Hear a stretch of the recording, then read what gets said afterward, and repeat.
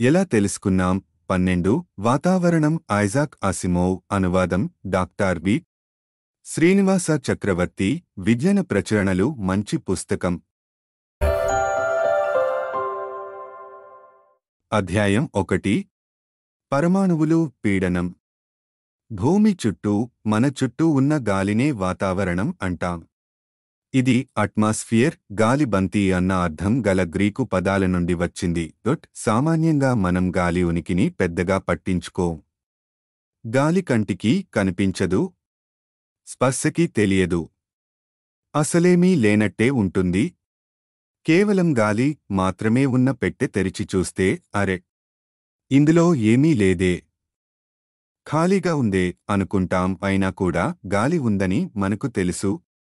గాలి మన స్పర్శకి తెలియదు అన్నప్పుడు నిశ్చలంగా ఉన్న గాలి స్పర్శకి తెలియదు అని నా ఉద్దేశం. కాని సూర్యతాపం వల్ల గాలి వేడెక్కుతుంది. కొన్ని ప్రదేశాలలో ఎక్కువగాను, కొన్ని చోట్ల తక్కువగాను వేడెక్కుతుంది. వేడెక్కిన గాలిపైకి లేచినప్పుడు చల్లగాలి దాని స్థానాన్ని ఆక్రమిస్తుంది. అలా చలనంగల గాలినే పవనం, విండ్ అంటాం. ఎదురుగాలి మన ముఖాన్ని, శరీరాన్ని తాకినప్పుడు ఆ స్పర్శ మనకు తెలుస్తుంది. చలికాలంలో అలాంటి గాలి మనను చాలా ఇబ్బంది పెడుతుంది. చలిగాలి మన శరీరంలోని వేడిని కాజేస్తుంది. దాంతో మనకి ఇంకా చలిగా అనిపిస్తుంది. అదే వేసవికాలంలో అయితే గాలి వీచినప్పుడు చల్లగా, హాయిగా అనిపిస్తుంది. గాలి బలంగా వీచినప్పుడు కూడా ఇబ్బందే. ఎందుకంటే బలమైన గాలులు చాలా విధ్వంసం చేయగలవు. తుఫానులు, టోర్నాడోలు వచ్చినప్పుడు ఉండే గాలికి పెద్ద చెట్లు కూకటి వేళ్లతో పెకలింపబడతాయి. పెద్ద పెద్ద ఇళ్ళు నేలమట్టం అవుతాయి. గాలి ఈ స్వరూపం తెలిసాక కూడా ఇందులో ఏమీ లేదే అనడానికి వీల్లేదు. కంటికి కనిపించకపోయినా గాలిలో ఏదో ఉందని మన పూర్వీకులు గ్రహించారు. గ్రీకు తాత్వికుడు అనాక్సిమీనిస్ క్రీస్తు పూర్వం 570 నుంచి 500 వరకు గాలి ఒక మూల పదార్థమని, తక్కిన అన్ని పదార్థాలు గాలి నుండే ఉద్భవించాయని తలపోశాడు. అయితే ఈ సిద్ధాంతాన్ని అందరూ ఒప్పుకోలేదు. ఎంపిడోక్లీస్ ఉడుట్సడొట్పు 492 నుంచి 482 వరకు అనే మరో గ్రీకు తత్వవేత్త కాస్త వేరుగా ఆలోచించాడు. గాలి కూడా ముఖ్యమైనదే, అది మూల పదార్థమే. కాని ఈ భూమిలో గాలి కాకుండా పృథ్వీ, నీరు, అగ్ని అనే మరో 3 మూల పదార్థాలు ఉన్నాయని అతడి ఆలోచన. ఈ 4 మూల పదార్థాలు ఉన్నాయన్న భావన ఇంచుమించు 2000 ఏళ్ల పాటు నిలిచింది. గాలికి ఇతర పదార్థాలకి మధ్య ఎన్నో తేడాలు ఉన్నాయి. నీరు కంటికి కనిపిస్తుంది. పృథ్వీ, అందులో ఉన్న వివిధ వస్తువులు, రాళ్ళు, మట్టి, చెట్టు, జంతువులు, మొక్కలు మొదలైనవన్నీ కంటికి కనిపిస్తాయి. అగ్ని కూడా కంటికి కనిపిస్తుంది. కాని గాలిని చూడలేం. మరి నిజంగా ఉందా? నిశ్చయంగా ఉంది. అందుకే గాలి ఓ ప్రత్యేకత గల పదార్థం. గాలి కూడా లేదంటే ఇక అసలేమీ లేదన్నమాట. నిశ్చలంగా ఉన్న గాలిలో కూడా ఏదో ఉంది అని నిరూపించిన మొట్టమొదటి వ్యక్తి హీరో అనబడే గ్రీకు ఇంజనీరు. హీరో ఈ ప్రయోగాన్ని రమారమి క్రీస్తు పూర్వం 50లో చేశాడు. హీరో పుట్టుపూర్వోత్తరాలు మనకి ఖచ్చితంగా తెలియవు. ఒక గిన్నెని నీటిలో బోర్లిస్తే ఆ గిన్నెలోకి నీరు ప్రవేశించదు అన్న సత్యాన్ని హీరో నిరూపించాడు. బోర్లించిన గిన్నెలో ముందే నిండుగా గాలి ఉంది కాబట్టి ఇక అందులోకి నీరు ప్రవేశించడానికి స్థలం లేదు. అదే ఆ గిన్నెకి అడుగు భాగంలో చిన్న కన్నం చేస్తే అందులోంచి గాలి బయటికి పోయి నీరు లోపలికి ప్రవేశిస్తుంది. గాలి గురించి మరో విచిత్రమైన విషయం కూడా హీరో కనుక్కున్నాడు.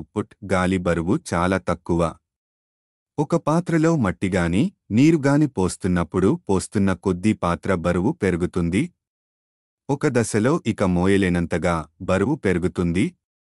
అలా కాకుండా ఒక బెలూన్లో గాలి నింపితే అది ఖాళీ బెలూన్ కన్నా ఎక్కువ బరువుగా ఏమీ అనిపించదు. గాలికి మరి బరువు ఉందా? ఈ ప్రశ్నకి హీరో ఇచ్చిన సమాధానం డెమోక్రిటస్ 470 నుంచి 380 వరకు క్రీస్తు పూర్వం అనే మరో గ్రీకు తాత్వికుడి భావాల మీద ఆధారపడి ఉంది. మన చుట్టూ ఉన్నదంతా కంటికి కనిపించనంత చిన్న రేణువులతో సమకూడి ఉందని తలపోశాడు డెమోక్రిటస్. ఆ రేణువులు ఎంత చిన్నవంటే అంతకన్నా చిన్న రేణువులు సాధ్యం కాదు. ఆ రేణువుకే ఆటం, పరమాణువు అని పేరు పెట్టాడు. అభేద్యం అన్న అర్థం గల గీకు పదం నుండి ఇది వచ్చింది. డెమోక్రిటస్ చెప్పిన విషయాలని కూడా చాలామంది నమ్మలేదు. కాని హీరో నమ్మాడు. పరమాణువులు ఉన్నాయని నమ్మాడు హీరో. అంతేకాకుండా ద్రవాలలోనూ ఘనపదార్థాలలోనూ పరమాణువులు ఒకదాన్నొకటి తాకుతూ ఉంటాయి అనుకున్నాడు. అలాంటప్పుడు ప్రత్యేక పరమాణువుల బరువు ఎంత తక్కువ అయినా అలాంటి అసంఖ్యాకమైన పరమాణువులు దగ్గరగా ఉంటాయి కాబట్టి వస్తువు బరువు ఎక్కువ అవుతుంది. అలా కాకుండా గాలిలో అయితే పరమాణువులు దూరదూరంగా ఉంటాయి. కాబట్టి ఒక గాలి రాశిని తీసుకుంటే అందులో చాలా తక్కువ సంఖ్యలో పరమాణువులు ఉంటాయి. అందుకే గాలికి బరువు లేనట్టు ద్రవాలకి ఘనాలకి బరువు ఉన్నట్టు అనిపిస్తుంది. అంతేకాకుండా మట్టిలోనూ నీటిలోనూ పరమాణువులు అప్పటికే బాగా దగ్గరగా ఉండడం చేత ఇక వాటిని ఇంకా దగ్గరగా కుదించడానికి కుదరదు. అందుకే ద్రవాలని ఘనాలని వాటి సహజ పరిమాణాల కన్నా తక్కువ పరిమాణాలకి కుదించడం సాధ్యం కాదు. కాని గాలిని కుదింపచేయవచ్చు. అంటే గాలిలో దూరదూరంగా ఉన్న పరమాణువులని దగ్గరికి తెచ్చే అవకాశం ఉంది. డెమోక్రిటస్ విషయంలో లాగానే మన హీరో గారి గోల ఎవరూ పట్టించుకోలేదు. అలా కొన్ని శతాబ్దాలు గడిచాయి. నిజంగా పరమాణువులు ఉన్నాయా అని మనుషులు ప్రశ్నించడం ప్రారంభించారు. 1662లో రాబర్ట్ బాయిల్ అనే శాస్త్రవేత్త ఈ విషయం ఏంటో తేల్చుకోవాలి అనుకున్నాడు. 17 అడుగుల పొడవు ఉండి జె అక్షరం ఆకారంలో ఉన్న ఓ గాజు గొట్టాన్ని తీసుకున్నాడు బాయిల్. దాని పొడవైన కొస మూసి ఉంది. పొట్టిగా ఉన్న కొస తెరుచుకుని ఉంది. తెరుచుకుని ఉన్న పొడవైన కొస నుండి నాళంలోకి పాదరసం నింపుతూ వచ్చాడు. పాదరసం నాళం అడుగున పేరుకోసాగింది. పాదరసానికి అవతల నాళంలో ముందే ఉన్న గాలి పాదరసం అడుగున చిక్కుకుంది. పాదరసం మోతాదు పెరుగుతున్న కొద్దీ అడుగున చిక్కుకున్న గాలి పరిమాణం తగ్గుతూ వచ్చింది. హీరో చెప్పింది నిజం అని తేలింది. 4 మూల పదార్థాలు ఉన్నాయన్న గ్రీకు భావనను కూడా బాయిల్ సమ్మతించలేదు. ఒక పదార్థం మూల పదార్థమా అంటే మూలకమా కాదా అని పరీక్షించడానికి సులభమైన పరీక్ష ఆ పదార్థం అంతకన్నా సరళమైన పదార్థంగా రూపాంతరం కాగలదా లేదా చూడడమే. మరో పదార్థంగా రూపాంతరం చెందలేని పదార్థమే మూలకం అవుతుంది. 1803 నుండి పరమాణువులు ఉన్నాయన్న విషయాన్ని వైజ్ఞానిక ప్రపంచం సమ్మతించసాగింది. క్రమేపీ ఆ నమ్మకం సార్వజనీనం అయ్యింది. ఈ పరమాణువులు చిన్న చిన్న సందోహాలుగా ఏర్పడతాయని, ఆ సందోహాలని అణువులు మొలిక్యూల్ అంటారని ఇప్పుడు మనకు తెలుసు. చిన్న వస్తువు అన్న అర్థం గల లాటిన్ పదం నుండి ఈ మాలిక్యూల్ అన్న పదం వచ్చింది. మరి గాలిలో అణువులు ఉన్నాయంటే గాలికి తప్పకుండా బరువు ఉండి తీరాలి. అయితే అణువులు దూరదూరంగా ఉంటాయి కాబట్టి గాలి బరువు పెద్దగా ఉండదు. ఎంత తక్కువైనా ఎంతో కొంత ఉండాలిగా. ఇటాలియన్ శాస్త్రవేత్త ఎవాంజెలిస్టా టారిసెల్లికి 1608 నుంచి 1647 1648లో సరిగ్గా ఇదే ఆలోచన వచ్చింది. నీటిని ఎత్తుకి ఎలా పంపు చెయ్యాలి అన్న సమస్య గురించి ఆలోచిస్తున్నాడు. అతను నీటిని దాని మట్టం కన్నా 400 అంగుళాలు పైకి ఎత్తవచ్చు. కాని ఎంత పంపు చేసినా అంతకన్నా ఎత్తుకి ఎత్తడానికి సాధ్యపడలేదు. నీటిని చుట్టూ ఉన్న గాలి పైకి ఎత్తుతోంది కాబట్టి నీటిని అంతవరకు అయినా పంపు చెయ్యడానికి వీలవుతోందని భావించాడు టారిసెల్లి. నీటి మీద ఒత్తిడి చూపుతున్న గాలి స్తంభం బరువు 400 అంగుళాల నీటి స్తంభం బరువుతో సమానం అన్నమాట. ఈ విషయాన్ని పాదరసంతో అయితే బాగా పరీక్షించవచ్చు. పాదరసం బాగా సాంద్రమైన ద్రవం. నీటి సాంద్రత కన్నా దాని సాంద్రత 13.4 రెట్లు ఎక్కువ. అంటే 1 అంగుళం వెడల్పు 30 అంగుళాల పొడవు ఉన్న పాదరసపు స్తంభం బరువు 1 అంగుళం వెడల్పు 400 అంగుళాల పొడవు ఉన్న నీటి స్తంభం బరువుతో సమానం అన్నమాట. ఒక పక్కమూసి ఉన్న 4 అడుగుల పొడవు ఉన్న గొట్టాన్ని టారిసెల్లి తీసుకున్నాడు. దాన్ని పాదరసంతో నింపి అవతలి పక్క కూడా బెరడాతో మూసేశాడు. దాన్ని పాదరసంతో నిండిన ఓ పెద్ద గిన్నెలోకి బోర్లించి బెరడా తీసేశాడు. గొట్టంలో ఉన్న పాదరసం మొత్తం కింద ఉన్న గిన్నెలోకి జారిపోలేదు. ఇంకా 30 అంగుళాల పొడవు ఉన్న పాదరసం గొట్టంలోనే ఉండిపోయింది. ఆ పాదరసం బరువుని గాలి మోస్తోంది అన్నమాట. ప్రత్యేక వైశాల్యం ఉన్న తలం మీద గాలి చూపించే ఒత్తిడినే వాయు పీడనం అంటారు. 30 అంగుళాల పాదరసాన్ని గాని 400 అంగుళాల నీటిని గాని మోయాలంటే వాయు పీడనం విలువ 1 చదరపు అంగుళం మీద 15 పొన్లతో సమానం అయ్యుండాలి. మరి మన శరీరం మీద అణువణువున గాలి అంత బరువు మోపుతున్నా కూడా ఆ ఒత్తిడి మనకి తెలియకపోవడం కాస్త ఆశ్చర్యంగా అనిపిస్తుంది. గాలి మన శరీరం మీద అన్ని దిశల నుండి ఒత్తిడి చేస్తుంది. మన శరీరంలో కూడా ఉన్న వాయువులు, ద్రవాలు ఆ ఒత్తిడికి ప్రతికూలంగా ఒత్తిడి చేస్తాయి. ఆ కారణం వల్ల మనకి వాయుపీడనం తెలియదు. వాయుపీడనాన్ని కొలవడానికి టారిసెల్లి రూపొందించిన పాదరసం స్తంభాన్ని ఇప్పుడు బారోమీటర్ అంటున్నాం. వాయుపీడనంలో సహజంగా కాలానుగతమైన మార్పులు వస్తుంటాయి. బారోమీటర్ సహాయంతో వాయుపీడనంలో మార్పులు గమనించి వాతావరణంలో మార్పులని కనిపెట్టవచ్చు. టారిసెల్లి ప్రయోగం ఓ ముఖ్యమైన విషయాన్ని తెలిపింది. ప్రాచీన కాలంలో వాయుమండలం ఏకంగా చంద్రుడి వరకు, ఆ పైన ఇంకా గ్రహాల వరకు విస్తరించి ఉందని నమ్మేవారు. మరి మన నెత్తిన అంత గాలి ఉంటే దాని బరువు ఇంకా చాలా ఎక్కువై ఉండాలి. ఎంత ఎత్తుకి పోయినా గాలి సాంద్రత మారదు అనుకుంటే 1 చదరపు అంగుళం మీద 15 పౌండ్ల ఒత్తిడిని చూపించడానికి వాయు మండలం 5 మైళ్ల మందం ఉంది ఉండాలి. అంతేకాకుండా గాలిలోకి పైపైకి పోతున్న కొద్దీ వాయుపీడనం తగ్గుతుంది. ఎందుకంటే ఇప్పుడు కొంత భాగం గాలి మన అడుగున ఉంటుంది. మన పైనున్న గాలి మాత్రమే మన మీద ఒత్తిడి ప్రదర్శిస్తుంది. కాబట్టి పైపైకి పోతున్న కొద్దీ ఒత్తిడి ఇంకా ఇంకా తగ్గిపోతుంది. ఫ్రెంచి శాస్త్రవేత్త బ్లేస్ పాస్కల్ 1628 నుంచి 1662 తన మరిదికి 2 బారోమీటర్లు ఇచ్చి ఫ్రాన్స్లో ఓ కొండ ఎక్కమని పంపించాడు. ఎత్తు పెరుగుతున్న కొద్దీ పాదరసం మట్టం తగ్గుతూ రావడం మరిది గమనించాడు. ఎత్తు పెరుగుతున్న కొద్దీ గాలి సాంద్రత మారుతూ వంతుంది. వాయుమండలాలలోని అట్టడుగు పొరలు వాటిపైన మైళ్ల ఎత్తు ఉన్న వాయుస్తంభం బరువు మొయ్యాల్సి ఉంటుంది. ఆ బరువు వల్ల కింది పొరల కాబట్టి ఒత్తిడి తక్కువ అవుతుంది. అదే విధంగా పైకి పోతున్న కొద్దీ సాంద్రత ఎక్కువ అవుతూ వస్తుంది. అంటే గాలిలో అణువులు కదలడానికి ఇంకా ఎక్కువ అవకాశం ఉంటుంది. ఒకే బరువు ఉన్న గాలి ఘనపరిమాణం ఎత్తులో ఇంకా ఎక్కువ అవుతుంది.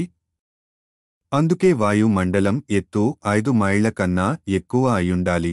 అంటే గాలి బరువు ఎక్కువని కాదు, అది అనుకున్న దానికన్నా ఎక్కువ స్థలాన్ని ఆక్రమిస్తుంది అని మాత్రమే దాని అర్థం. అలా పైపైకి పోతున్న కొద్దీ గాలి క్రమంగా పలచనై చివరికి ఇంచుమించు శూన్యంగా మారిపోతుంది. ఆ స్థితిలో ఇక అక్కడో అణువు ఇక్కడో అణువు మించి ఉండవు. దాన్నే వాక్యూమ్ శూన్యం అంటారు. ఈ వాక్యూమ్ అన్న గ్రీకు పదానికి ఖాళీ అని అర్థం. ఈ వాక్యూమ్ లేదా శూన్యం చంద్రుడి వరకు, ఆపై సుదూర తారల వరకు కూడా విస్తరించి ఉంటుంది. భూమి చుట్టూ ఈ సన్నని గాలిపొర ఉంది కాబట్టే మనలాంటి వాళ్లమంతా బతికి బట్టకట్టగలుగుతున్నాం. అధ్యాయం 2. వాయువులు.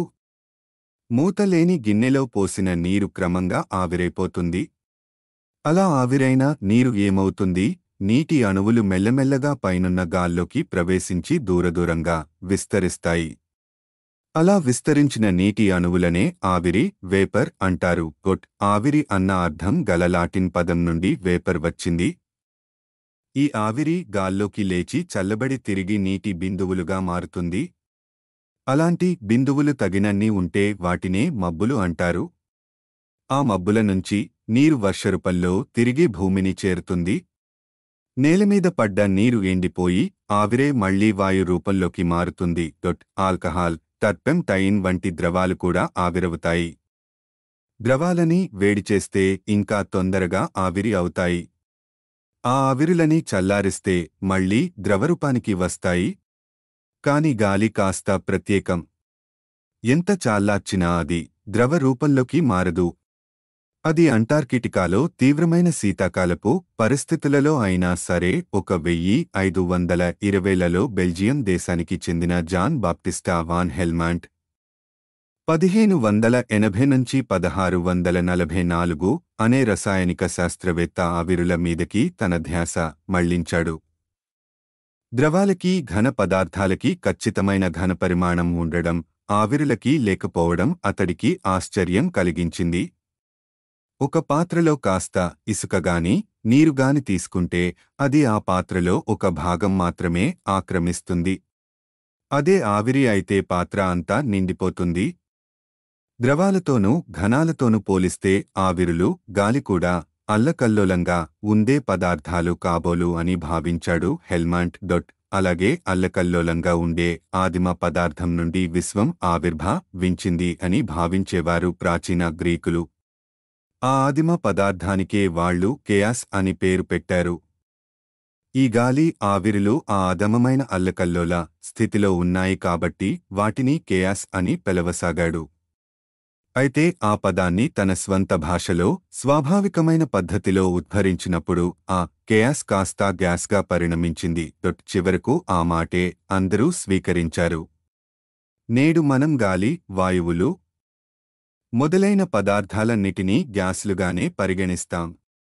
మండే కట్టె నుండి ఓ ప్రత్యేకమైన వాయువుని వాన్ హెల్మాంట్ వెలికితీశాడు. దానికి గ్యాస్ సిల్వెస్టర్ అని పేరు పెట్టాడు. అంటే కట్టె నుండి వచ్చిన వాయువు అని అర్థం. అది నిజానికి ఆవిరి కాదు. ఎందుకంటే చల్లారిస్తే ద్రవంగా మారదు. అది ఖచ్చితంగా గాలి కూడా కాదు.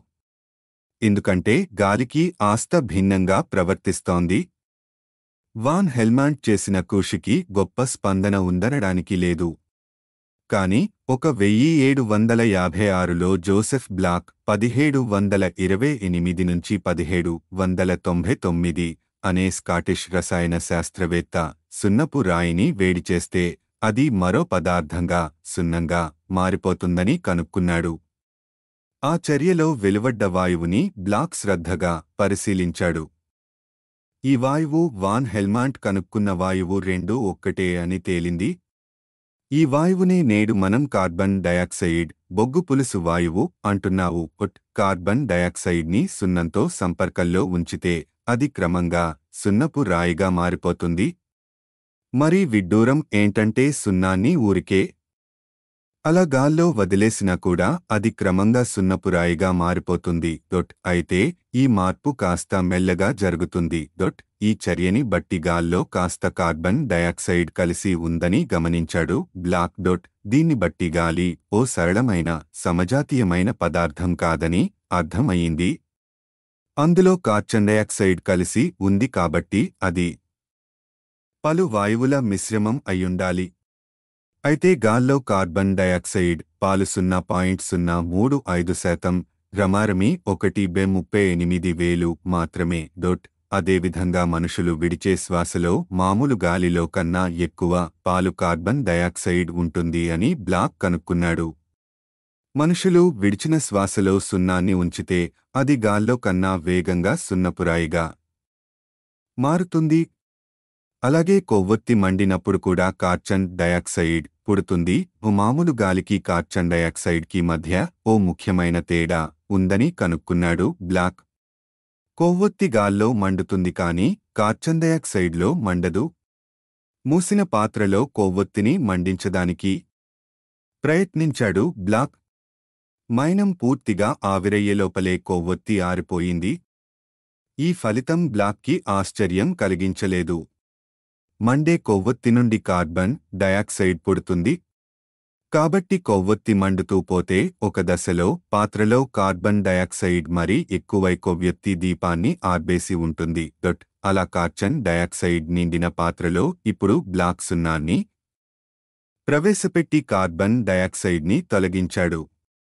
పాత్రలో ఇంకా ఏదో వాయువు ఉంది. అది కార్బన్ డయాక్సైడ్ మాత్రం కాదు. అయినా కూడా కొవ్వొత్తిని మళ్లీ ఆ గాలిలో మండించడానికి ప్రయత్నిస్తే మండలేదు.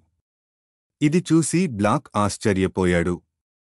ఏం జరుగుతోందో అర్థంకాక సమస్యని తన శిష్యుడు డేనియల్ రూథర్ఫర్డ్ 1749 నుంచి 1819 అనే స్కాటిష్ రసాయన శాస్త్రవేత్తకి అప్పచెప్పాడు. బ్లాక్ చేసిన ప్రయోగాలని 1772లో రూథర్ఫర్డ్ మళ్లీ శ్రద్ధగా చేసి చూశాడు. కార్బన్ డయాక్సైడ్ని తొలగించిన పాత్రలో మిగిలింది మామూలు గాలి మాత్రం కాదు. ఎందుకంటే అందులో కొవ్వొంతి మండడం లేదు. ఆ రోజుల్లోనే జ్వలనం ఎలా జరుగుతుంది అన్న విషయం మీద శాస్త్రవేత్తలు ఏవేవో సిద్ధాంతాలు రూపొందించే ప్రయత్నంలో ఉన్నారు.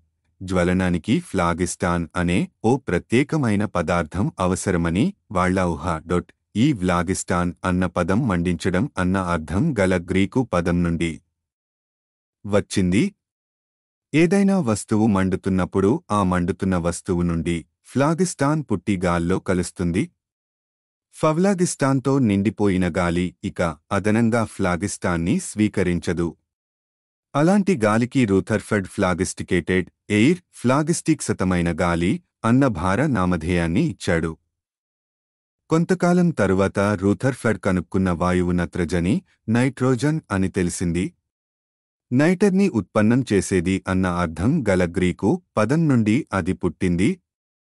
ఎందుకంటే నైటర్ అన్న ఖనిజం నుండి ఈ వాయువును వెలికితీయవచ్చు.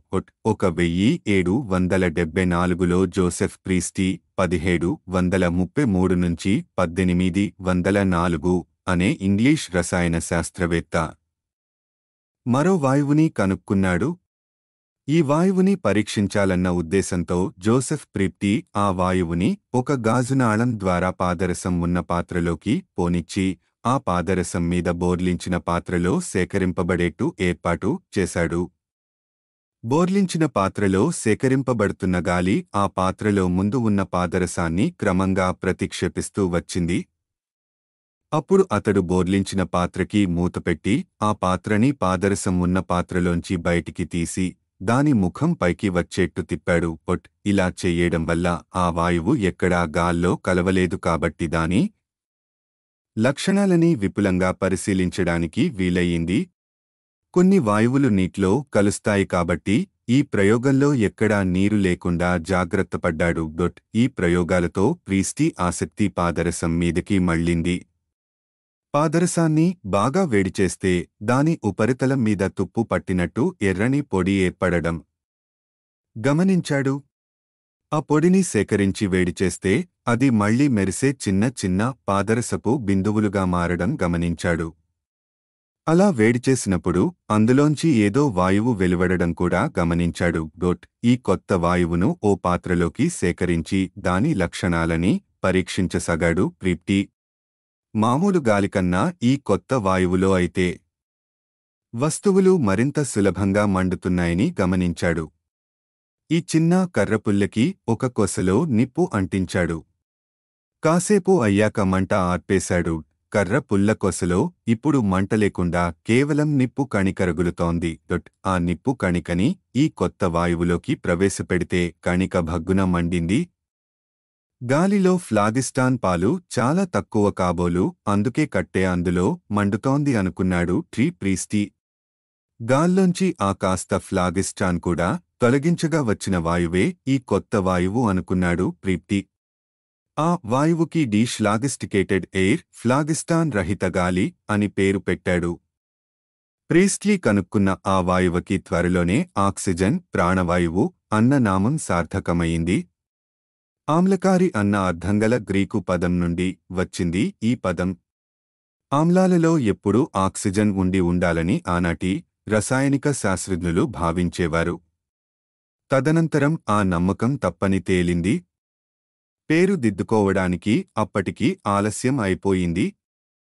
1766లో నైట్రోజన్, ఆక్సిజన్ల ఆవిష్కరణలకి పూర్వం హెన్రీ కావెండిష్ 1731 నుంచి 1810 అనే ఇంగ్లీష్ రసాయన శాస్త్రవేత్త ఒక ముఖ్యమైన సత్యాన్ని కనుక్కున్నాడు. కొన్ని ప్రత్యేక లోహాల మీద ఆమ్లాలని ప్రయోగిస్తే లోహం హరించుకుపోయి ఏదో వాయువు ఉత్పన్నం అవుతుంది. కావెండిష్ ఆ వాయువుని సేకరించి పరీక్షించాడు. ఆ వాయువు చాలా తేలికగా ఉంది.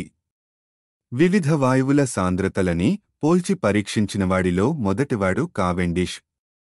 ఒక నిర్ణీత ఘనపరిమాణంలో వివిధ వాయువుల పాళ్లు ఎంతెంత ఉంటాయో కొలవడానికి ప్రయత్నించాడు కావెండిష్.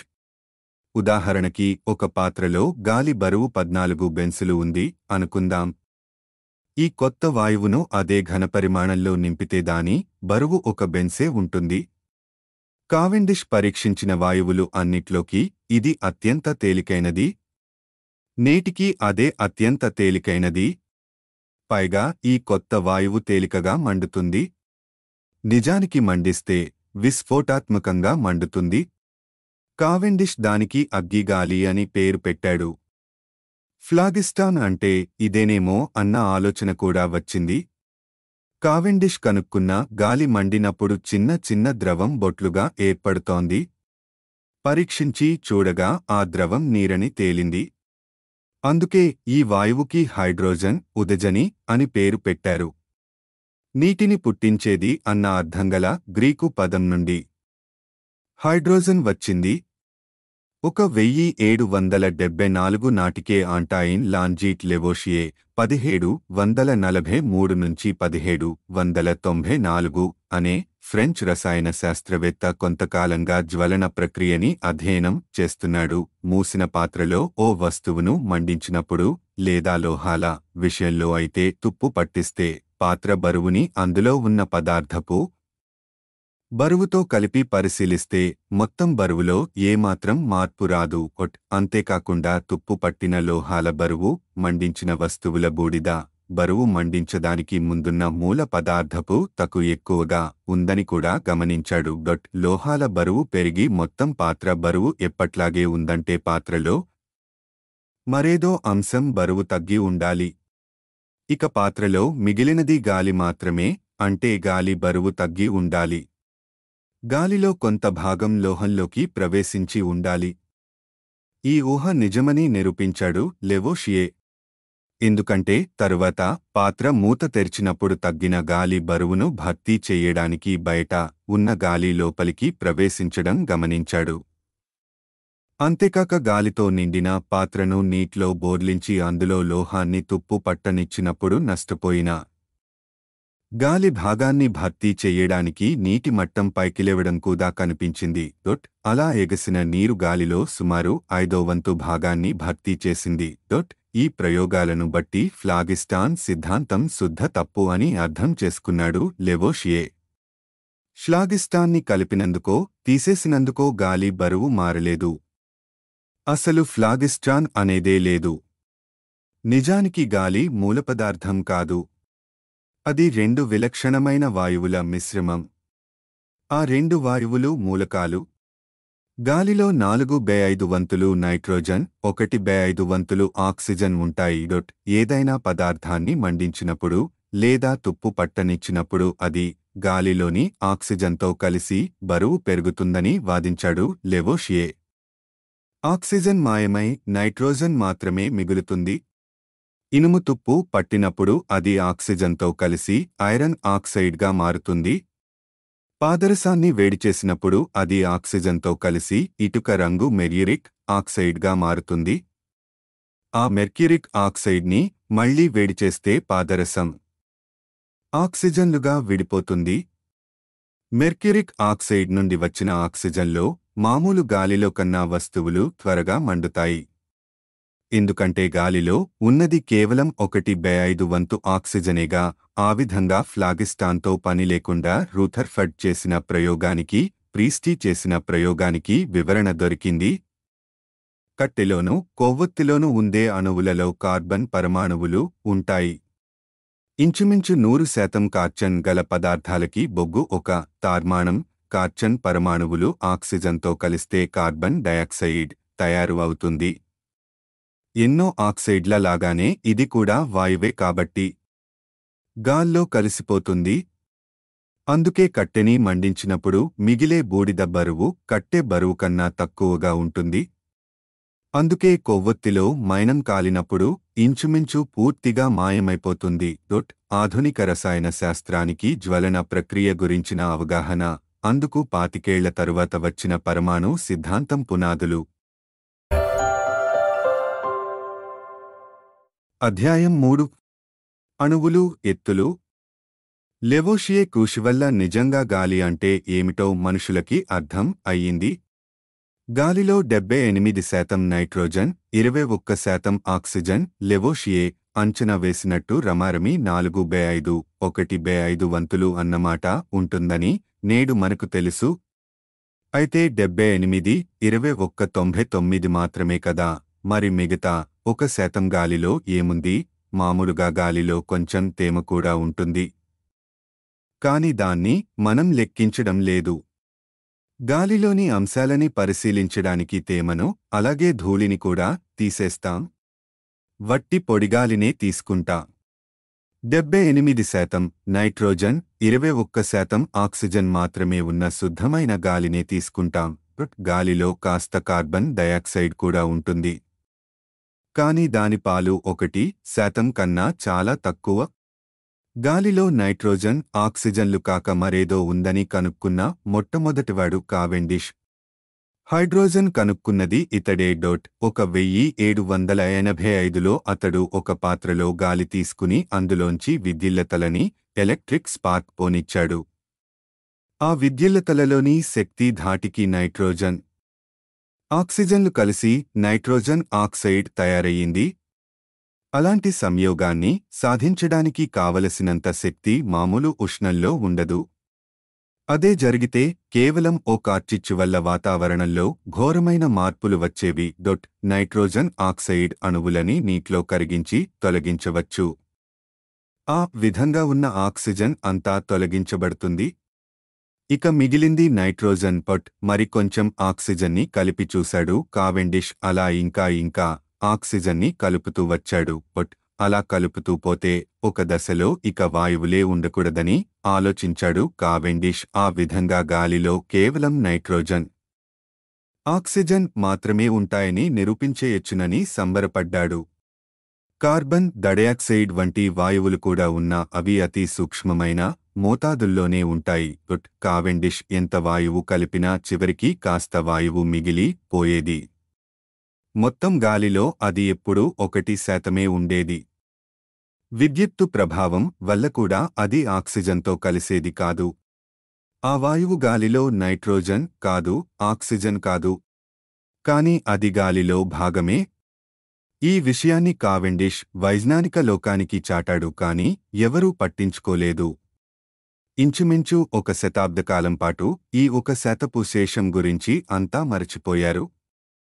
అయితే ఇతర రంగాలలో పురోగతి జరుగుతూ వచ్చింది. 1811లో అమేడియా అవోగాడ్రో అనే ఇటాలియన్ శాస్త్రవేత్త 1776 నుంచి 1856 వాయువులని అధ్యయనం చేస్తూ ఓ ముఖ్యమైన సూచన చేశాడు. వాయువులు ఖచ్చితంగా అర్థం కావాలంటే ఒక నియత ఘనపరిమాణం గల వాయువులో ఒక ఖచ్చితమైన సంఖ్యలో రేణువులే ఉన్నాయి అనుకోవాలన్నాడు.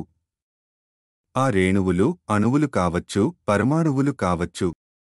దాంతో వాయువుల సాంద్రత అంతకు 2 రెట్లు ఉంది. అంటే ఒక్కో ఆక్సిజన్ అణువులో 2 ఆక్సిజన్ పరమాణువులు ఉండి ఉండాలి. రసాయన శాస్త్రవేత్తలు ఆక్సిజన్ అణువుని 0 అన్న చిహ్నంతో వ్యవహరిస్తారు. అదేవిధంగా నైట్రోజన్, హైడ్రోజన్ అణువుల్లో కూడా 2 పరమాణువులు ఉంటాయి. అందుకే వాటిని గాని కా అని వ్యవహరిస్తారు. అవోగాడ్రో సూచనలని అందరూ వెంటనే ఆమోదించలేదు. శాస్త్రవేత్తలు కూడా మనుషులేగా మరి. ఒక కొత్త విషయాన్ని ఆమోదించడానికి కొన్ని సార్లు చాలా కాలం పడుతుంది. 1860లో రసాయనిక శాస్త్రంలో ఉండే అవకతవకలను సరిదిద్దేందుకు గాను యూరప్లో రసాయనిక శాస్త్రవేత్తలంతా ఓ అంతర్జాతీయ సమావేశంలో కలిశారు. ఆ సమావేశానికి హాజరు అయిన వాళ్లలో ఒకడు స్టానిస్లా కనీజ్ఞారో 1826 నుంచి 1910 అనే ఇటాలియన్ రసాయనిక శాస్త్రవేత్త అవాగాడ్రో సూచన గురించి అతడు 2 ఏళ్ల క్రితమే విన్నాడు. ఏ అణువులో ఎన్ని పరమాణువులు ఉంటాయి అన్న విషయంలో చెలరెగుతున్న వివాదాలకి అవగాడ్రో సూచన చక్కని పరిష్కారం కాగలదని కనీజారో సూచించాడు. తన వాదనలతో అందరినీ మెప్పించాడు, ఒప్పించాడు. 1860 కల్లా గాలి రసాయనిక విశ్లేషణ పూర్తయినట్టే. పూర్తిగా కాకపోయినా 99% పూర్తయినట్టయి. అయితే ఆ రోజుల్లో శాస్త్రవేత్తల కృషి భూమికి దగ్గరగా ఉన్న గాలి వరకే పరిమితం. మరి వారికి అందుబాటులో ఉన్నది అదే కదా. ఇంకా పైన ఉండే గాలి ఇక్కడ కిందన ఉండే గాలి లాగానే ఉంటుందని అనుకోవడం సమంజసంగానే అనిపిస్తుంది. కాని అది నిజమేనా? ఎత్తులో గాలి ఎలా ఉంటుందో పరిశీలించాలంటే పాస్కల్ సోదరులు చేసినట్టు ఏ కొండలో గుట్టలో ఎక్కి చూడాలి. కాని కొండలు గుట్టలు ఎక్కడం ప్రమాదంతో కూడిన పని. మరో విషయం ఏమిటంటే యూరప్లో కొండలు మరి అంత ఎత్తైనవి కావు. దక్షిణ అమెరికాలోనూ ఆసియాలోనూ ఇంకా పెద్ద కొండలు ఉన్నాయి. కాని వాటిని ఎక్కడం బహుకష్టం. పైగా ప్రపంచంలో అతి పెద్ద పర్వతం కూడా కేవలం 5.5 మైళ్ల ఎత్తే ఉంది. అయితే 1788లో జోసెఫ్ మిచెల్ మాంట్ గోల్ఫియర్ 1740 నుంచి 1810 అతడి సోదరుడు జాన్ ఎతియన్ మాంట్ గోల్ఫియర్ 1745 నుంచి 1799 గాలి బుడగను కనుక్కున్నారు. తేలికైన వాయువుతో నింపబడ్డ ఈ బుడగ గాలికన్నా తేలికైనది కావడం వల్ల నీటిమీద కట్టె తేలినట్టు గాల్లో బుడగ తేలుతుంది. మొదటి బుడగను మాంట్ గోల్ఫియర్ జూన్ 3, 1788లో ఎగురవేశాడు. అందులో వేడిగాలి వాడారు.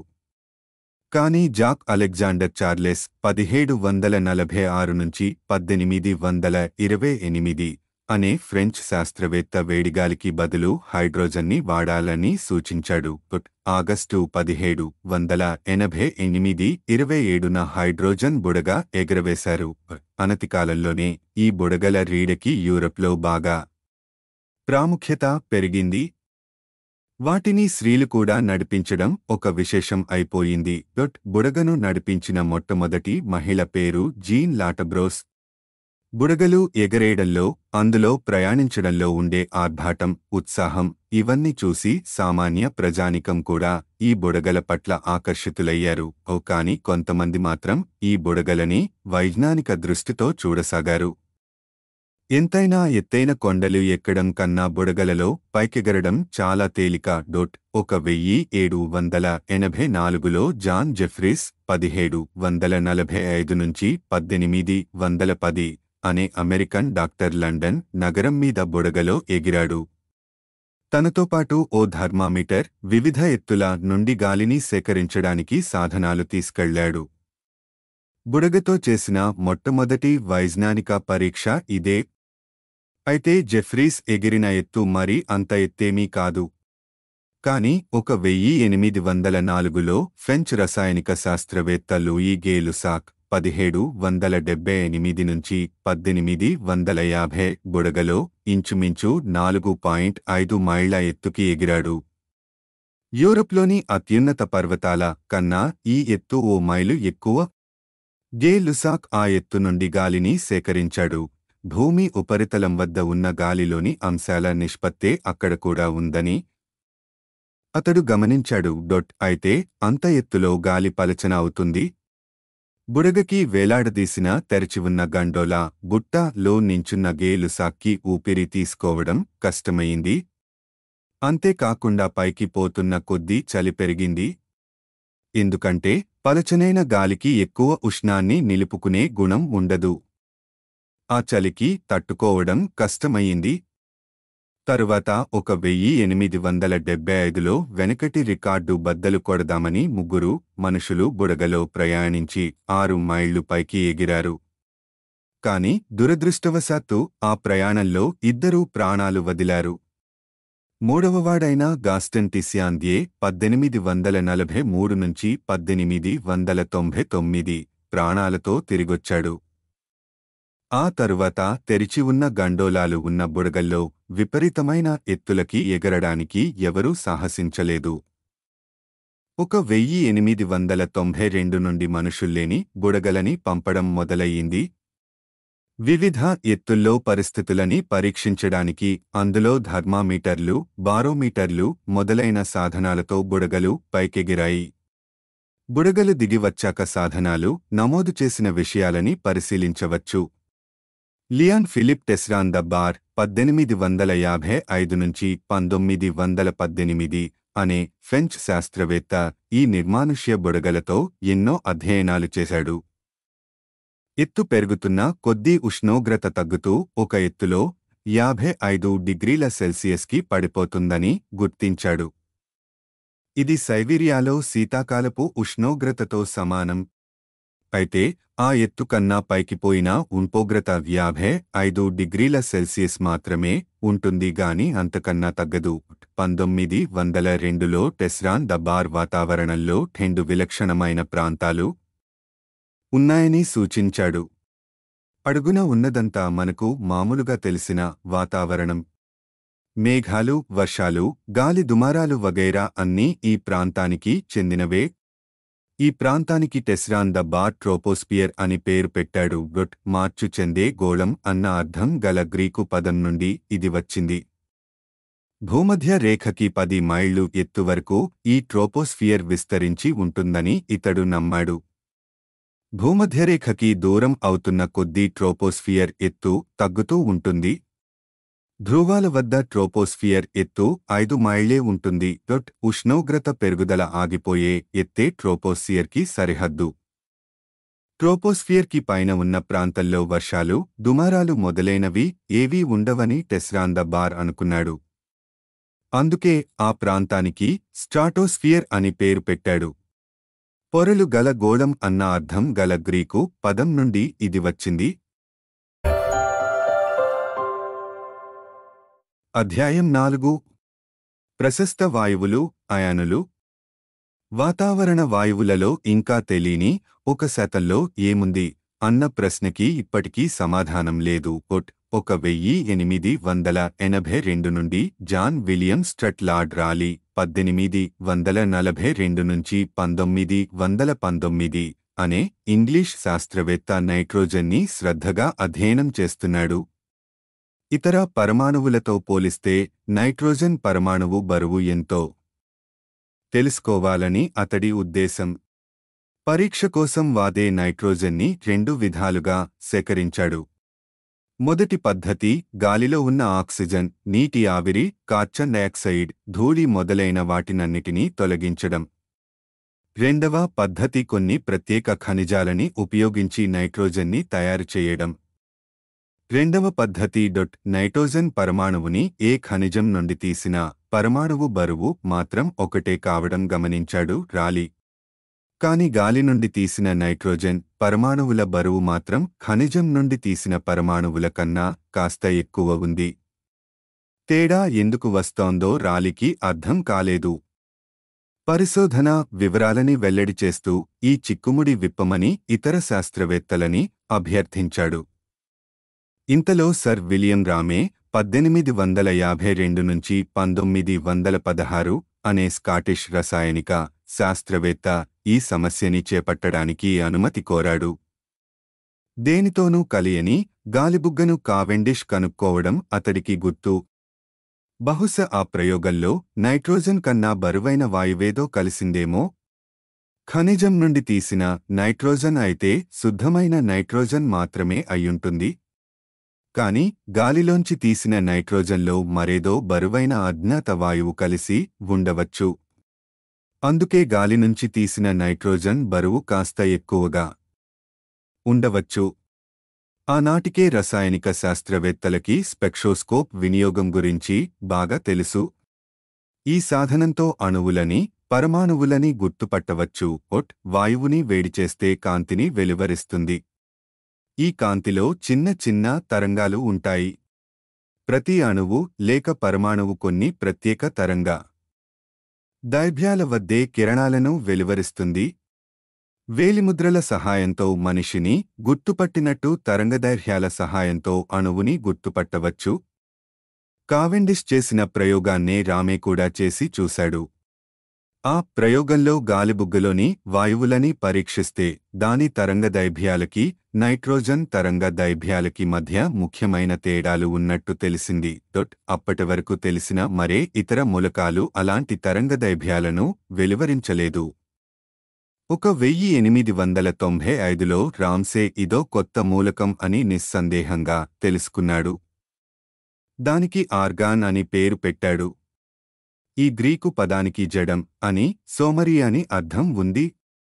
ఈ ఆర్గాన్ అణువులు ఒకదాంతో ఒకటి కూడా కలియవు. అందుకే ఆర్గాన్ అణువులో ఒకే పరమాణువు ఉంటుంది. ఒక్క ఆర్గాన్ పరమాణువు బరువు 2 పరమాణువులతో కూడుకున్న నైట్రోజన్ అణువు బరువు కన్నా ఎక్కువ ఉంది. అంటే శుద్ధమైన పొడిగాలిలో 78% నైట్రోజన్, 21% ఆక్సిజన్, 1% ఆర్గాన్ ఉంటాయన్నమాట.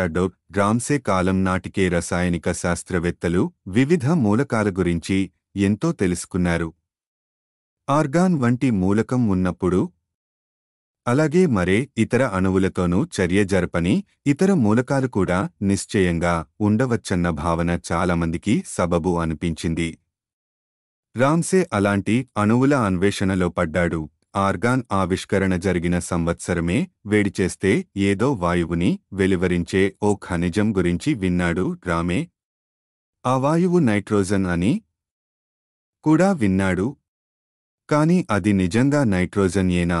రామ్సే ఆ వాయువు నమూనాని కొంచెం తెప్పించుకున్నాడు. దాన్ని వేడిచేసి దాని నుండి వచ్చే తరంగదైర్ఘ్యాలని పరీక్షించాడు. అది నిశ్చయంగా నైట్రోజన్ కాదు. అది ఆర్గాన్ కూడా కాదు. మరి అదేంటబ్బా?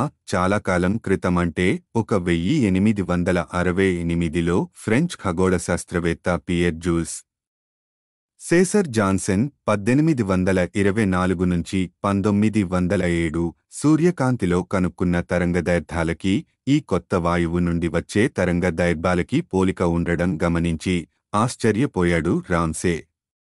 వర్ణపటంలోని గీతలు సూర్యుడిలో ఉండే ఏదో కొత్త మూలకానికి సంబంధించినవని అనుకుని జాన్సెన్ ఆ మూలకానికి హీలియం అని పేరు పెట్టాడు.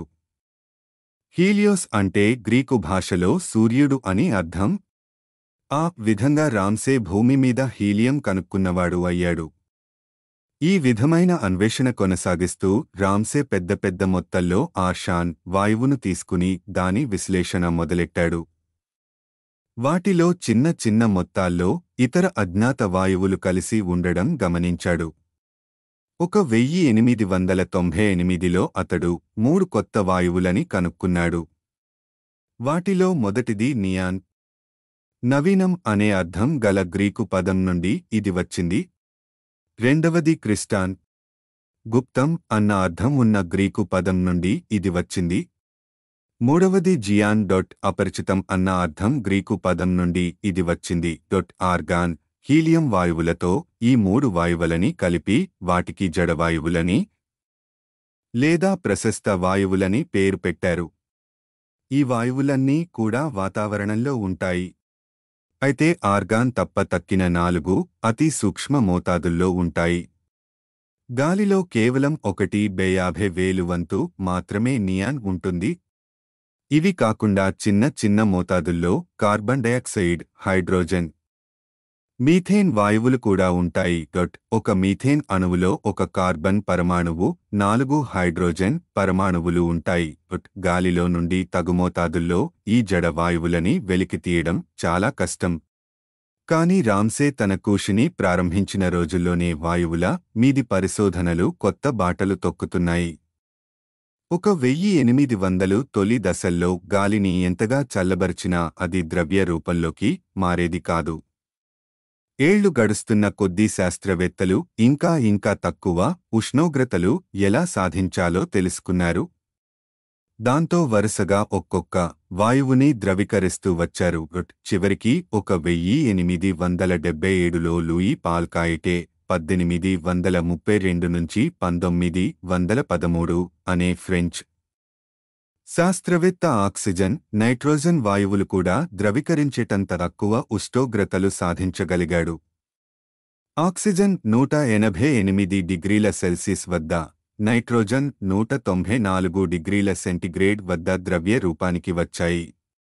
ఈ రెండు వాయువులని ద్రవీకరించాక గాలిని కూడా ద్రవీకరించడానికి వీలయ్యింది. కాని మొదట్లో చిన్న మొత్తాల్లోనే వీలయ్యింది.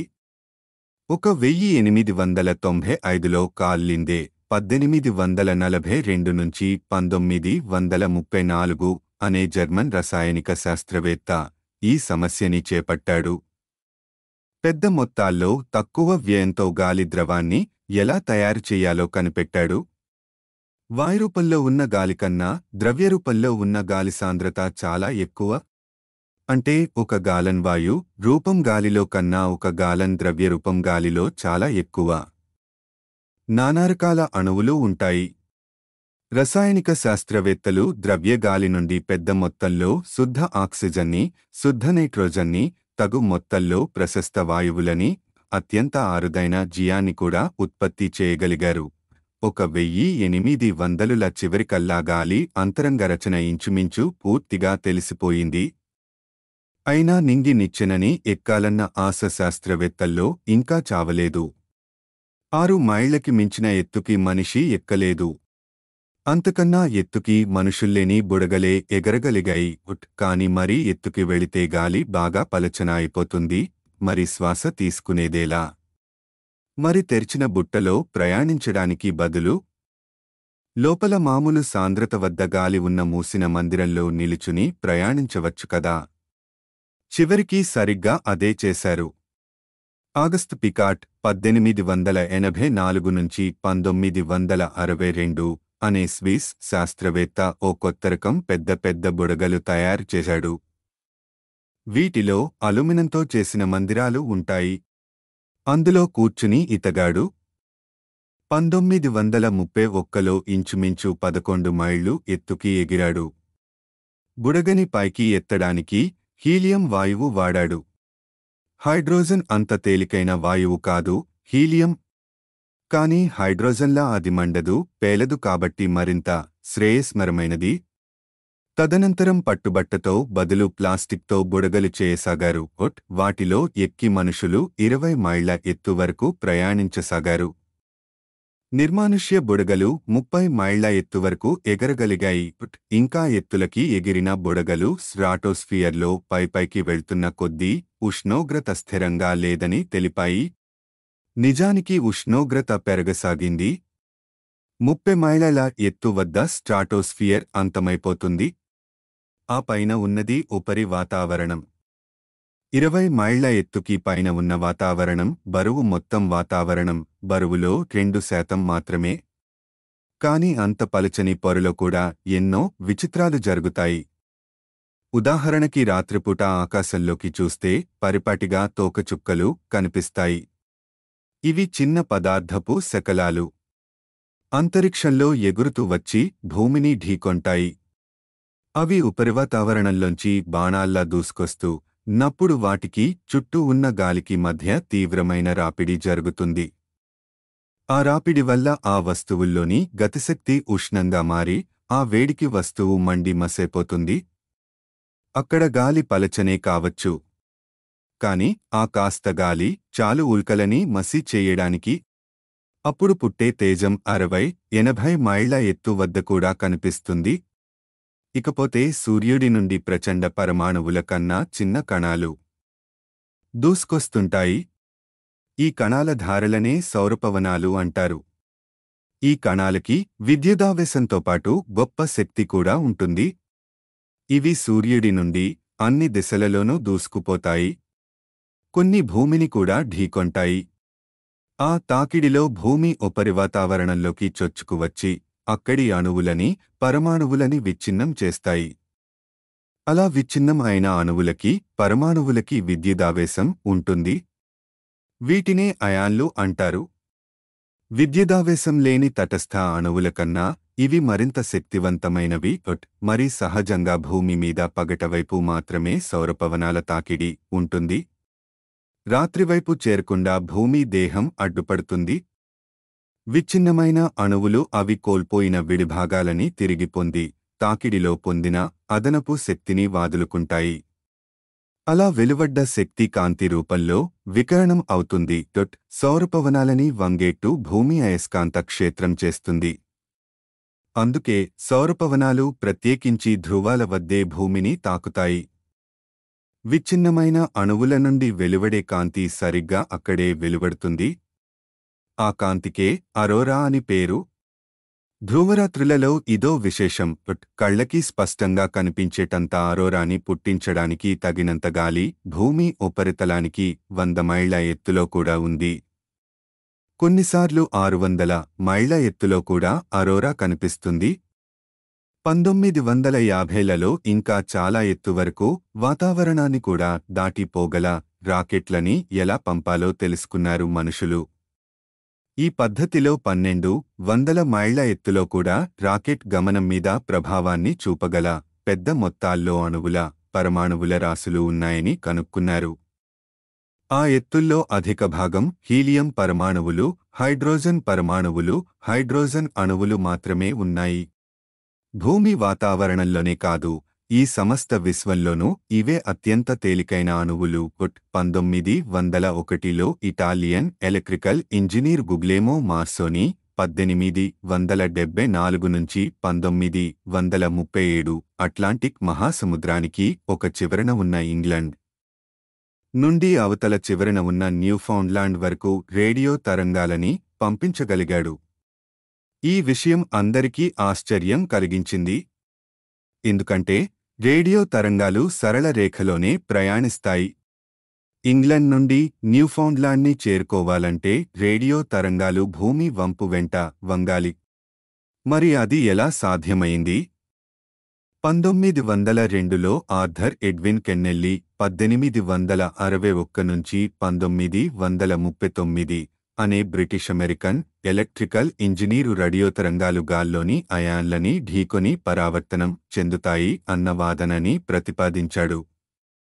ఉపరివాతావరణంలో అయాన్లతో సమృద్ధిగా ఉన్న పొర ఒకటుందని అతడు సూచించాడు. రేడియో తరంగాలు అయాన్ల పొర నుండి పరావర్తనం చెంది భూమికి, మళ్లీ భూమి నుండి పరావర్తనం చెంది అయాన్ల పొరకి ఇలా భూమ్యాకాశాల మధ్య కొట్టుమిట్టాడుతూ ఉంటాయి. ఆ విధంగా గజిబిజి గతులలో వంపుగా ఉన్న భూమి చుట్టూ అవి ప్రయాణించగలవు. సుమారు అదే కాలంలో ఇంగ్లీష్ ఎలక్ట్రికల్ ఇంజనీరు ఆలివర్ హీవిసైడ్ 1850 నుంచి 1925 కూడా అలాంటి సూచననే చేశాడు. అందుకే ఆ వాయు ప్రాంతానికి కెన్నెల్లీ హీవిసైడ్ ప్రాంతం అని పేరు పెట్టారు. 1924లో ఎడ్వర్డ్ విక్టర్ ఆపిల్టన్ 1892 నుంచి 1965 అనే ఇంగ్లీష్ శాస్త్రవేత్త గాల్లోకి రేడియో తరంగాలని పంపించి అవి నిజంగానే పరావర్తనం చెందుతున్నాయని నిరూపించాడు. ఈ కెన్నెల్లీ హీవిసైడ్ ప్రాంతం సుమారు 70 మైళ్ల ఎత్తులో ఉంది. ఆ పైన 150 మైళ్ల ఎత్తు వరకు ఇతర పొరలు ఉన్నాయి. రాబర్ట్ అలెగ్జాండర్ వాట్సన్ వాట్ 1892 నుంచి 1937 అనే స్కాటిష్ శాస్త్రవేత్త 60 మైళ్ల ఎత్తుకి 150 మైళ్ల ఎత్తుకి మధ్యన అయాన్లతో సమృద్ధిగా ఉన్న ప్రాంతాన్ని అయనోస్ఫియర్ అనొచ్చని సూచించాడు. ఉపరివాతావరణంలో ఒక ప్రత్యేకమైన వాయువు ఉంటుంది. ఇది దిగువ పొరల్లో అరుదుగానే దొరుకుతుంది. ఈ వాయువు గతాన్ని తవ్వాలంటే 1840 దాకా పోవాలి. క్రిస్టియన్ ఫ్రెడెరిక్ షోన్బైన్ 1799 నుంచి 1868 అనే జర్మన్ స్విస్ రసాయన శాస్త్రవేత్త విద్యుత్ ఉపకరణాల నుండి ఓ విచిత్రమైన వాసన రావడం పసిగట్టాడు. అదేదో కొత్త వాయువు నుండి వస్తోందని తెలుసుకున్నాడు. ఆ వాయువుని వేరుచేసి శాస్త్రీయంగా అధ్యయనం చేశాడు. దానికి ఓజోన్ అని పేరు పెట్టాడు. వాసన అన్న అర్థంగల గ్రీక్ పదం నుండి ఇది వచ్చింది. తదనంతరం ఆక్సిజన్కి ఓజోన్ రూపాంతరం అని తెలిసింది. ఇందులో 2కి బదులు 3 ఆక్సిజన్ పరమాణువులు ఉంటాయి. ఆక్సిజన్లో కన్నా ఓజోన్లో శక్తి ఎక్కువ ఉంది. అందుకే పుష్కలంగా శక్తి ఉన్నప్పుడు అది ఆక్సిజన్ నుండి ఉత్పన్నమవుతుంది. అధ్యాయం 5 అన్యలోకాలు. ఘనపదార్థాల్లో అణువులు, పరమాణువులు ఒకదాన్నొకటి బలంగా పట్టుకుని ఉంటాయి. కాని వాయువులో అలా కాదు. వాయువులలో అణువులు ఒకదాన్నొకటి అలా అతుక్కుని ఉండవు. అన్నీ దూరంగా సంచరిస్తూ ఉంటాయి. పృథ్వీ వాతావరణంలోని వాయువులు కూడా అలాగే దూరంగా విస్తరించి అంతరిక్షంలో మాయమైపోవచ్చు. కాని భూమి గురుత్వాకర్షణ శక్తి వాటిని భూమిని వదిలిపోనివ్వదు. చిన్న గ్రహాలకి గురుత్వాకర్షణ తక్కువగా ఉంటుంది. ఉదాహరణకి చంద్రుడి గురుత్వాకర్షణ భూమి ఉపరితలం వద్ద ఉండే గురుత్వాకర్షణలో 6వ వంతు ఉంటుంది. చంద్రుడి చుట్టూ ఒక వాతావరణాన్ని పట్టి ఉంచగలిగేటంత బలమైనది కాదు చంద్రుడి గురుత్వాకర్షణ. కాబట్టి చంద్రుడు నిర్వాతమైన గాలిలేని ప్రాంతం అన్నమాట. చంద్రుడి కన్నా చిన్న ఖగోళ వస్తువులన్నీ నిర్వాతమైనవే అవుతాయి. అదేవిధంగా గ్రహం ఎంత వేడిగా ఉంటే దానిమీద ఉన్న గాలి అణువులన్నీ అంత సంచలనంగా కదులుతూ ఉంటాయి. కాబట్టి ఆ గ్రహపు గురుత్వాకర్షణకి తన చుట్టూ ఒక వాతావరణాన్ని పట్టి ఉంచడం మరింత కష్టం అవుతుంది. ఉదాహరణకి బుధుడు, మెర్క్యూరీ, కుజుడు, మార్స్ గ్రహాలనే తీసుకుందాం. 2 భూమి కన్నా చిన్నవే. రెండింటికి ఉపరితలం వద్ద గురుత్వాకర్షణ భూమి ఉపరితలం వద్ద గురుత్వాకర్షణకి 2/5 వంతులు ఉంటుంది. బుధుడు సూర్యుడికి అతి సన్నిహితంగా ఉన్న గ్రహం కాబట్టి చాలా వేడిగా ఉంటుంది. కాబట్టి వాతావరణాన్ని నేలకు బంధించి ఉండడానికి ఆ గ్రహపు గురుత్వానికి బలం సరిపోదు. కాబట్టి అది కూడా చంద్రుడిలా నిర్వాతమైనదే. ఇక కుజగ్రహ విషయానికి వస్తే అది భూమి కన్నా సూర్యుడికి మరింత దూరంగా ఉంటుంది. కాబట్టి అక్కడ అంటార్కిటికా కన్నా చల్లగా ఉంటుంది. అక్కడి గురుత్వ ప్రభావం వల్ల వాతావరణం ఉన్న అక్కడి గాలి చాలా పలచగా ఉంటుంది. ఆ గాలి సాంద్రత పృథ్వీ వాతావరణపు గాలి సాంద్రతలో 100వ వంతు మాత్రమే ఉంటుంది. మరో గ్రహానికి వాతావరణం ఉన్నంత మాత్రాన అక్కడ కూడా మన వాతావరణంలో ఉండే వాయువులే ఉన్నాయనుకోవడానికి లేదు. అసలు నిజానికి ఏ వాతావరణంలోనైనా ఇంత పుష్కలంగా ఆక్సిజన్ ఉండడం చాలా ఆశ్చర్యకరం. ఆక్సిజన్ చాలా సక్రియమైన వాయువు. అది తేలికగా ఇతర పదార్థాలతో చర్య జరుపుతుంది. ఏ కారణం వల్లనైనా ఒక వాతావరణంలో ఆక్సిజన్ లభ్యం అయినా కాలక్రమేణా ఇతర పదార్థాలతో చర్యలు జరుపుతూ ఆ వాతావరణం నుండి క్రమంగా మాయమవుతుంది. మన వాతావరణంలో ఆక్సిజన్ ఉండడానికి కారణం పచ్చని మొక్కలే. ఇవి సౌరశక్తిని, కార్బన్ డయాక్సైడ్ని, నీటిని కలిపి తమ దేహాలని నిర్మించుకుంటాయి. ఈ ప్రక్రియలో ఆక్సిజన్ వెలువడుతుంది. జంతువులు ఈ గాలిని పీల్చుకుంటాయి. గాలిలోని ఆక్సిజన్ని మొక్కలోని చక్కెరతో కలిపి కార్బన్ డయాక్సైడ్ని, నీటిని ఉత్పన్నం చేస్తాయి. ఈ 2 ప్రక్రియల మధ్య సమతౌల్యం ఉంటుంది. జంతువులు ఎంత వేగంగా ఆక్సిజన్ని వాడేస్తాయో మొక్కలు అంత వేగంగా ఆక్సిజన్ని ఉత్పన్నం చేస్తాయి. అందువల్ల మొక్కలు ఆక్సిజన్ని ఉత్పత్తి చేసిన కోటానుకోట్ల సంవత్సరాలు పృథ్వీ వాతావరణంలో ఆక్సిజన్ స్థాయి స్థిరంగా ఉంది. మొక్కల్లో కార్బన్ డయాక్సైడ్ నుండి ఆక్సిజన్ ఉత్పన్నమయ్యే విధానాలు జనించక ముందు పృథ్వీ వాతావరణంలో బహుశా ఆక్సిజన్ లేదేమో. కార్బన్ డయాక్సైడ్ మాత్రమే ఉండేదేమో. భూమి మీద పచ్చని చెట్లే పుట్టకపోయి ఉంటే పృథ్వీ వాతావరణం నేడు కార్బన్ డయాక్సైడ్తోనూ నైట్రోజన్తోనూ నిండిపోయి ఉండేది. నిజానికి 1970లలో పంపిన రాకెట్ల వార్తను బట్టి కుజ గ్రహం మీది పలచని వాతావరణమంతా కార్బన్ డయాక్సైడ్, నైట్రోజన్ల మయం అని తెలిసింది. దీన్ని బట్టి మార్స్ మీద ఏవో కొన్ని సూక్ష్మజీవాలు తప్పించి భూమిని పోలిన విలక్షణమైన జీవ సంపద ఉండే అవకాశం లేదని నమ్మకంగా తెలుస్తోంది. శుక్ర, వీనస్ గ్రహం ఇంచుమించు భూమి అంత పెద్దది. దాని గురుత్వ శక్తి కూడా భూమితో పోల్చదగ్గదే. దానిమీద కూడా కార్బన్ డయాక్సైడ్తోనూ నైట్రోజన్తోనూ కూడుకున్న సాంద్రమైన వాతావరణం ఉంది. సూర్యుడికి భూమి కన్నా శుక్రుడు మరింత దగ్గర.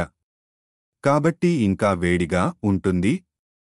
భూమి మీద అయితే లోహాలతో పెద్ద మొత్తాల్లో కార్బన్ డయాక్సైడ్ కలిసి కార్బనేట్లు ఉత్పన్నం అవుతాయి. వీనస్ మీద ఉండే అధిక తాపం వల్ల కార్బనేట్లు కరిగిపోయి లోనున్న కార్బన్ డయాక్సైడ్ వాతావరణంలోకి విడుదల అవుతుంది. కార్బన్ డయాక్సైడ్కి వేడిని నిలుపుకునే లక్షణం ఉంది. కాబట్టి వాతావరణంలో కార్బన్ డయాక్సైడ్ పెరుగుతున్న కొద్దీ వీనస్ ఇంకా ఇంకా వేడెక్కిపోతుంది. వేడి పెరుగుతున్న కొద్దీ కార్బనేట్లు ఇంకా ఇంకా విచ్ఛిన్నమవుతుంటాయి. దీని పర్యవసానంగా భూమి కన్నా 100 రెట్లు సాంద్రమైన శుక్రగ్రహ వాతావరణంలో కార్బన్ డయాక్సైడ్ పుష్కలంగా ఉంటుంది. అలాంటి వాతావరణంలో ఎంత వేడి నిలిచి ఉంటుందంటే శుక్రుడు మన సౌరమండలంలోకెల్లా అతి తప్తమైన గ్రహం అంటే ఆశ్చర్యం లేదు. సూర్యుడికి మరింత చేరువగా ఉండే బుధుడు కన్నా శుక్రగ్రహం ఉష్ణోగ్రత ఎక్కువ. కుజుడికి వేడిని నిలుపుకోగల వాతావరణం లేదు. ఒక అణువుగాని ఒక పరమాణువుగాని దాని పరిమాణం చిన్నదవుతున్న కొద్దీ ఒక ప్రత్యేక ఉష్ణోగ్రత వద్ద దాని చలన వేగం మరింత ఎక్కువగా ఉంటుంది. అంతమేరకు అలాంటి అణువు మీద గురుత్వపు పట్టు మరింత తక్కువగా ఉంటుంది. మరి పరమాణువులలో కెల్లా చిన్నవి హైడ్రోజన్, హీలియం అణువులు. సౌరమండలం రూపుదేలుతున్న తొలిదశలలో భూమి తదితర గ్రహాలలో ఉండే పదార్థం మొత్తం హైడ్రోజన్, హీలియంల మయమై ఉండేది. భూమి మొదలైన సన్నిహిత గ్రహాలు సూర్యుడికి బాగా దగ్గరగా రూపొందాయి. ఆ స్థితిలో వాటి వేడి ఎంత ఎక్కువగా ఉండేదంటే తేలిక వాయువులైన హైడ్రోజన్, హీలియంలు ఆ గ్రహాల మీద నిలవలేకపోయాయి. సూర్యుడిలో స్వల్పంగా ఉన్న భారమైన అణువులతో పరమాణువులతో ఈ సన్నిహిత గ్రహాలు తయారయ్యాయి. కాబట్టే భూమి, కుజుడు, శుక్రుడు, బుధుడు, చంద్రగ్రహాలు చిన్నవిగా ఉంటాయి. సూర్యుడికి దూరంగా ఉండే అంతరిక్ష ప్రాంతంలో మరింత చల్లగా ఉంటుంది. అక్కడ రూపొందుతున్న గ్రహాలు హైడ్రోజన్, హీలియంలని నిలుపుకోగలిగాయి. ఆ కారణం వల్ల అవి పెద్దవయ్యాయి. వాటి గురుత్వం కూడా హెచ్చయింది. కాబట్టి ఆ గ్రహాలు మరింత తేలికగా హైడ్రోజన్, హీలియంలని పట్టుకోగలిగాయి. ఆ కారణం వల్ల గురుడు, జూపిటర్, శని, సాటర్న్, యురానస్, నెప్ట్యూన్ గ్రహాలు బృహద్ గ్రహాలు అయ్యాయి. ఈ బృహద్ గ్రహాల వాతావరణం లోతుగా, సాంద్రంగా ఉంటుంది.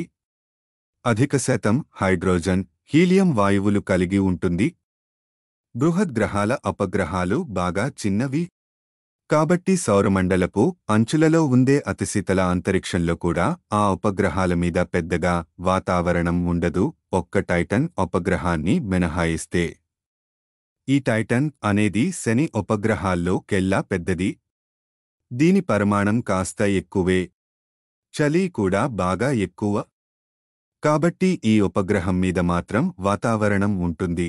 టైటన్ మీది వాతావరణాన్ని 1948లో జెరార్డ్ పీటర్ కూచర్ 1905 నుంచి 1973 అనే డచ్ అమెరికన్ శాస్త్రవేత్త కనుక్కున్నాడు. స్పెక్ట్రోస్కోప్తో అక్కడి కాంతిని పరిశీలించి అక్కడ మీథేన్ ఉందని కనుక్కున్నాడు. 1988లో ఒక రాకెట్ శనిగ్రహం పక్క నుండి దూసుకుపోతూ టైటన్ వాతావరణంలో అధిక శాతం నైట్రోజన్ ఉందని కనుక్కుంది. నైట్రోజన్ని స్పెక్ట్రోస్కోప్లో స్పష్టంగా గుర్తించడం కష్టం. మనకు తెలిసినంత మేరకు మన సౌరమండలంలో 7 గ్రహాల మీద, ఒక ఉపగ్రహం మీద వాతావరణాలు ఉన్నాయి. 4 గ్రహాల మీద గురుడు, శని, యురేనస్, నెప్ట్యూన్లు ఇంచుమించు పూర్తిగా హీలియం, హైడ్రోజన్ వాయువులు ఉన్న వాతావరణాలు ఉన్నాయి. 2 గ్రహాల మీద శుక్రుడు, బుధుడు ఇంచుమించు పూర్తిగా కార్బన్ డయాక్సైడ్, నైట్రోజన్ వాయువులు ఉన్న వాతావరణాలు ఉన్నాయి. ఒక్క ఉపగ్రహం టైటన్ మీద మాత్రం ఇంచుమించు పూర్తిగా నైట్రోజన్, మీథేన్ వాయువులు ఉన్న వాతావరణం ఉంది. ఒక్క గ్రహం భూమి మీద మాత్రం ఇంచుమించు పూర్తిగా ఆక్సిజన్, నైట్రోజన్ వాయువులు ఉన్న వాతావరణం ఉంది. మనకు తెలిసిన గ్రహాలలో ఒక్క భూమి మీద మాత్రమే ఆక్సిజన్ ఉంది. అందుకే అది మానవజాతికి నివాస యోగ్యమయింది